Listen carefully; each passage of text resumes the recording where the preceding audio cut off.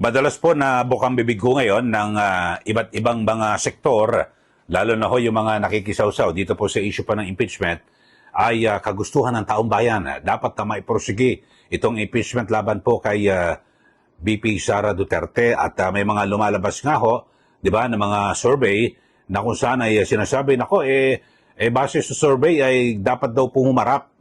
Ito pong si VP Sara Duterte sa impeachment. Wala namang binabanggit si VP Sara na hindi siya harap, di po ba? Pero ang aking medyo sabihin natin na parang pinagdududahan, ito hong mga resulta ng survey, mga kababayan. Kasi alam nyo ho, ang tunay na survey, siguro wala namang hong kukontra, ang tunay na survey ay yung eleksyon. Yan po ang talagang totoong survey. Bakit ho? Kasi yung taong bayan nagsalita ho sa pamamagitan ng sa ibinoto nilang kandidato. Di po ba? Ito, iisa-isahin muna natin yung mga nagpo-survey at sabihin natin mga sumablay. Ito, isa senatorial na lang. Sa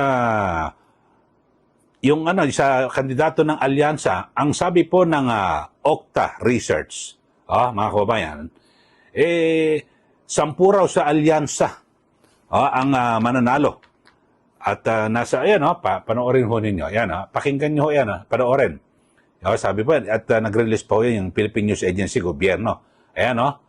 Ang sabi po ng Okta ay 10 ang mananalo sa alyansa. So ano po nangyari? Di ba? Lots nga marami. At 5 lang sa kanila at 7 ang nasa hindi po nila kaalyado, di po ba? So yan po, sabi po yan ng Okta Research, mga kababayan. At meron din ho na lumalabas na kung saan ay ang sabi ho, ito yung pinakahuling survey naman na binabanggit ho ay ang sabi, dapat, ano ba ito? Okta na naman. Ito ho, dapat ay itong public opinion daw ay dapat itong si Vice Presidente Sara Duterte should face her impeachment trial in the Senate. At meron na namang survey na kung saan ay 4 sa 5 bawat Pilipino or 78% ay nagsasabi at sumusuporta na dapat daw harapin ni VP Sara Duterte yung impeachment laban po sa kanya. Mismong si VP Sara Duterte, sinabi niya, hindi niya nga sinasabi na hindi niya na sisiputin niya impeachment o kanyang atrasan. Di ba sabi niya nga bloodbath, gusto niya ng bloodbath. At talagang haharapin niya ito pong impeachment. So ito, survey na naman ito ng Okta.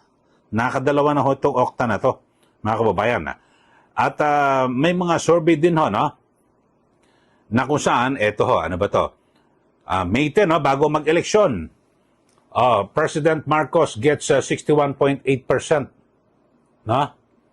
Ayan, highest in satisfaction rating, ang laki ho niya, So, satisfaction rating, 61.8% ang nakuha na marka ni Pangulong Marcos Jr. dito po sa survey. Ito po ay inilabas May 10, 2025 ng Presidential Communications Office. So, yan, siyempre, pabor na pabor sa kanila. At dyan po nila inilabas sa PCO, mga kababayan. Pero, pati sa yung trust rating ho ni Pangulong Marcos Jr., mataas din daw, at talagang marami raw ho nagtitiwala sa Pangulo. At ito ho, lumabas din ho, ito April 2025, mga kababayan. Sabi po ng Okta Research ay nakatanggap daw ho ang Pangulo ng ito Okta yan, ito Okta Research yan, Ang daming Okta, Parang yung Okta, parang puro kanilang yung mga lumalabas po na survey ay nasa pabor po sa administrasyon. Lahat po. So sabi ho naman kanina, di ba, yung satisfaction rating, ito naman trust rating. Tugon ng masa ito at April 29 ho ito, ito, PBBM remains most trusted government official. Yan po, sabi yan. Bago po mag-eleksyon no yan, mga kababayan. So, iisa-isahin na po natin yan. At na kung saan ang binabanggit ho, di ba, ng administrasyon, talagang malakas po sila, no? At sa alyansa ho, di ba, yung mga kandidato ng alyansa, sino ba ang nangampanya doon? Di ba? Mismong si Pangulong Marcos eh. So, di ba, ang ganda ng takbo ng kampanya nila kasi ang sabi ho ng Okta, 10 sa alyansa ang mananalo. Posibleng manalo, nasa winning circle. Pero mali ho, nagkamali ho. Tapos, ang sabi ho, ito hong si Pangulong Marcos Jr. ay most trusted. Sabi ho ng Okta. At nakakuha po siya ng 60% trust rating at performance rating na 59% noong April 2025 yan. Puro Okta na lang. No. So, yun ho. Kaya lang, may binabanggit ho itong yung columnista na si Bubi Tiglao, na kung saan, yung isa pa, no? Naglabas din ng SWS ng survey. Ito'y kinumisyon ho ito ng Stratbase. Yan ho. Na kung saan, marami ro po ng mga Pilipino ay pabor sa impeachment o sumusuporta sa impeachment. Ayan pa. Panoorin nyo ho yan, no? Basahin nyo. Yan po ay column naman ni Rigoberto Bubi Tiglao at sinasabi niya, fake yung survey ng SWS. So, dalawa na ho ito, Okta at ito hong SWS. Puro ganun ho ang sinasabi nila, survey, mga kababayan. At, di ba? Pero ako ho, ang pagbabasihan ko, para paniwalaan po ang survey, alam nyo ho, ang totoong survey, yung resulta ng eleksyon. Ako yan ho, siguro wala naman hong kukontra. Sige, kumontra ho kayo. Kasi nagsalita ho ang taong bayan at marami nga ho ng mga kandidato ng nasa kampo po ng mga Duterte ang lumusot po. 7 po sila. Tapos, biro nyo yung nasa Duterte 10 na hindi naman mga prominente yung mga pangalan at yung iba doon talagang hindi naman nakalibot ng gusto nakakapagkampanya, milyon-milyon pa rin ho ang nakuhang boto. Kumpara ho sa tinalo pa ho yung mga kandidato ng alyansa na sinasabing mga sikat, prominente, matatalino, at napakaganda raw ng credentials, di ba? Base na rin po sa mga naging pahayag ni Pangulong Marcos Jr. sa panahon po ng kampanya. So dito ho ay 'di ba, yung mga nangampanya po sa mga kandidato talagang kanilang idinidikit ho rito yung issue po ng impeachment na ang sinasabi nila na talagang ayaw nila sa impeachment pero sila po ay binoto. So ano ibig sabihin po nito?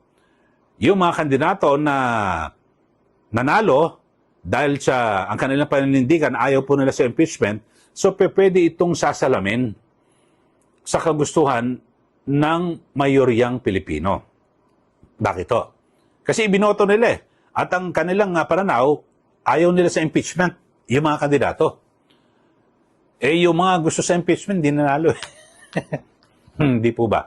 At yung mga nakadikit po ng nakadikit po sa administrasyon. At kung sinasabi, kung totoo, ito hong most trusted, na talagang kontento ang mga Pilipino, mayoriya po ng mga Pilipino, na sinasabi ay dito po sa performance ni Pangulong Marcos Jr., tapos maraming tiwala, bakit ho natalo yung marami niyang kandidato? Kasi alam nyo, kapag ikaw ay nag-endorso, di ba? Halimbawa sa mga produkto, di ba? Kumukuha yan ng mga sikat na endorser, mga artista, kung sino man mga prominente, para mabili po yung kanilang produkto, di po ba? Kasi pag nakita, nako, ini-endorso yan ni ganito, bibili ako. Kasi alam ko sigurado maganda ang quality niyan. So dapat ganun din po sa eleksyon, naku, in-endorse yan ni Pangulong Marcos Jr. Dapat yan ang iboboto natin kasi magagaling na kandidato yan.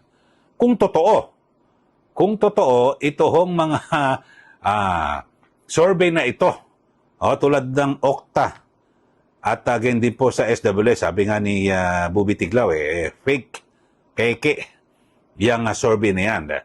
So tapos yung Okta, sabi, majority na rin ng mga Pilipino, ang nagsasabi na dapat harapin daw po ni VP Sara Duterte ito hong impeachment. So majority ng mga Pilipino, nagsalita na po yung mga Pilipino.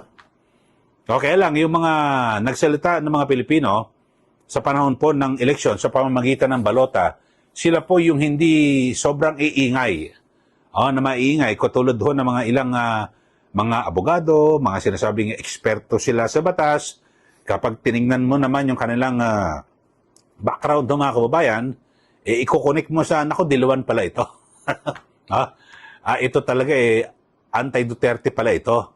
So, mas maganda sana yung magsasalita na, hindi, ituloy natin impeachment. Tapos pag tinignan mo, yung kanyang background, wala tayong masilip dito. Di natin malaman kung dilawan ba ito, o maka Marcos, o wala. So, talagang malinis yung kanyang hangarin na talagang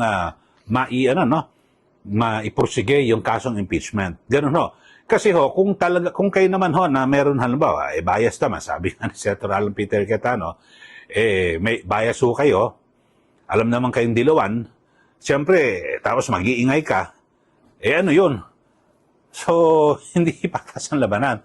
At, di ba, parang palakasan na lang ng boses ho ngayon, mga kababayan. Yun lang ho. Kaya yung ating mga viewers dito po sa ating YouTube channel, kayo ho ba? Ano bang totoong survey, di ba? Ang sa aking pananaw, ang totoong survey sa eleksyon, yung mismong election day, yung resulta ng survey, yan po ang totoong survey. Nagsalita po ang taong bayan, marami po mga kandidato ng mga Duterte ang nanalo, so, at ang kanilang ibinabandera ng mga kandidatong yan, ayaw po nila sa impeachment. So, sa aking pananaw, kung ibabase ko sa resulta ng eleksyon, so, mayorya po ng mga Pilipino, ayaw po sa impeachment. Yun lang ho. Yun lang ang pinagbabasahin ko dahil sa, hindi naman ako nagsusurvey, pero yun lang ho Madali naman 1 plus 1 equals 2. Ganun lang ho yan, mga kababayan. So, yun ho. Yan lang ho aking pananaw. At sa ating mga viewers, subscribe na po kayo. Bakit hindi pa kayo nakapag-subscribe? Puro nood lang kayo nanood. Subscribe na po kayo para kayo po ay lagi updated dito po sa ating pinag-uusapan. So ulitin natin yung ating issue ngayon.